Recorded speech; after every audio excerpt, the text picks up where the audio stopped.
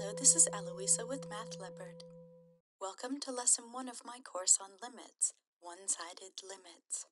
Recall, a function is a rule which assigns to each element of the domain those values of x for which the function is well defined, a unique element of the range, those values of y attained by the function. That is, y can be written as a function in x. Y is equals to f of x, because each input x produces a unique output y. Graphically, what this entails is that our function f of x satisfies the quote vertical line test, meaning that every vertical line intersects the graph of the function in, at most, one point. All of this is to underscore the fact that the notation f of x is fundamentally equivalent to y, in particular that value of y which is uniquely dependent upon each distinct input x. Example 1. The function f of x is equals to 2/3 x minus 1 is equivalent to the relation y is equals to 2/3 x minus 1, and their graphs are one and the same, meaning no information is lost by using the latter expression. We note that y is equals to 2/3 x minus 1 is of the form y is equals to mx plus b, where the y-intercept b is at 0, -1, hence we plot that point on the graph, and the slope m is of the form rise to over run 3. So we rise to and run 3, placing a point on the graph each time. Since 2 points determine a line, we have determined the entire graph of y is equals to f of x. Consider the graph of the function in example 1. We see that as our values of x approach 3 from the left, those values of x strictly less than 3, that y approaches 1 from beneath, those values of y strictly less than 1. Similarly, we see that as our value of x approach 3 from the right, those values of x strictly greater than 3, that our values of y approach 1 from above, those values of y strictly greater than 1, along the graph of the function. Notation. We annotate the concept of our values of x approaching a fixed value of a, or our values of f of x, alternately y, approaching a fixed value of L, with a single right arrow as follows: x right arrow a, read aloud x approaches a, and f of x right arrow L, read aloud f of x approaches L. Note, x approaches a, or f of x approaches L, implies that x comes infinitely close to a, alternately y comes infinitely close to L, yet we never arrive at the point a, L. Example 2. Plot the graph of the rational function f of x is minus the quotient of x squared minus 5x plus 6 over x minus 2, and then analyze the following. X approaches 1, x approaches 2, and x approaches 3 implies f of x approaches what value? First, in order to correctly plot the function, we need to factor and then simplify if possible. Hence, we see that the numerator of f of x factors to minus the quantity x minus 3 times the quantity x minus 2. Note that we can reduce the factor of x minus 2 in both the numerator and the denominator, meaning that there is a hole in the graph at x equals to 2. That is the value of x for which this factor is 0. What we are left with is a linear function of the form negative x plus 3 after distribution, which has a y-intercept of 3 and a slope of -1. Hence, as x approaches 1 from either side, we see that f of x approaches 2 as seen here indicated by the purple dashed line. As x approaches 2 from either side, we see that our value for f of x approaches 1. Note that the point 2, 1 is not on the graph, as x equals 2 was excluded from the domain. Even so, we never actually arrive at x equals to 2, nor at y equals to 1 by definition of what it means to, quote, approach. Finally, as x approaches 3, we see that f of x approaches 0.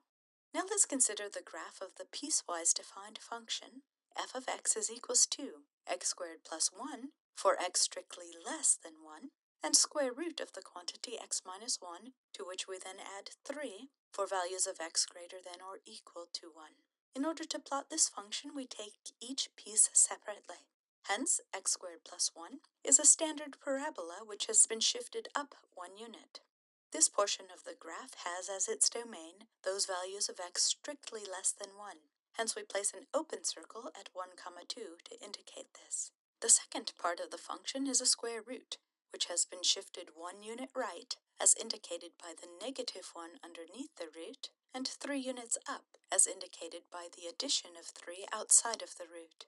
As this portion of the domain includes x equals to 1, we place a solid dot at 1, 3.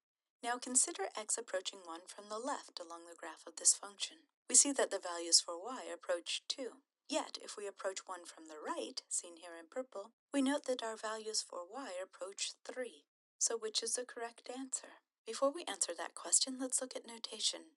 We must first differentiate between the two scenarios. That is, x approaching a fixed value a from the left or from the right. To that end, we use superscripts as follows. X approaches a superscript minus, read aloud, x approaches a from the left, and x approaches a superscript plus, read aloud, x approaches a from the right. Hence, in the above consideration, we had that both answers were correct, provided that the notation corresponds to their respective trajectories upon our value of a equals to 1. X approaches 1 from the left implies that f of x approaches 2, whereas x approaches 1 from the right implies that f of x approaches 3. Example 3. Given x approaches a from the left, or x approaches a from the right, along the graph of the function f of x below, find the corresponding values of L for which f of x approaches L. First, we have x approaching 6 from the right. We note that f of x approaches 4 from above, as seen here in gold. Second, we have x approaching -2 from the left. Hence, we have that our values of f of x approach 4 from beneath, as seen here in purple. In part C, we have x approaching -2, but this time from the right along the graph of the function. On this piece of our function, we have a constant value, that being 2. Hence, f of x approaches 2. In part D, we have x approaching +2 from the right, as f of x approaches 2 from above, seen here in orange. Whereas in part E, we have x approaching +2 from the left, once again along that constant piece of the function. Hence, f of x approaches 2. Definition.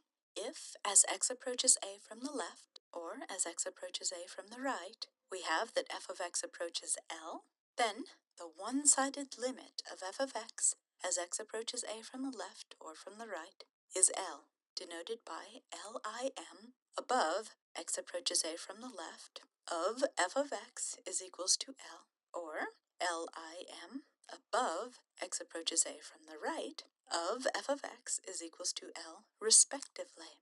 Read aloud, the limit as x approaches a from the left or from the right along the graph of f of x is L. Note, returning to the results in example 3, each can be represented by a one-sided limit as follows. Part A in gold can be represented as the limit as x approaches 6 from the right along the graph of f of x is 4. Part B in purple gives us the limit as x approaches -2 from the left along the graph of f of x is 4. Part C in red yields the limit as x approaches -2 from the right along the graph of f of x is 2. Part D in orange gives us the limit as x approaches 2 from the right along the graph of f of x is 2. And finally, part E in green is annotated by the limit as x approaches 2 from the left along the graph of f of x is 2. Recall that the value for a one-sided limit of a function f of x on its domain is the unique value of L guaranteed by definition. That is, one-sided limits along the graph of a function will never produce more than one result. The same cannot be said for generalized relations, such as ellipses, circles, standard hyperbolas, and the like, on which there exist two distinct values of y for most values of x in their domain.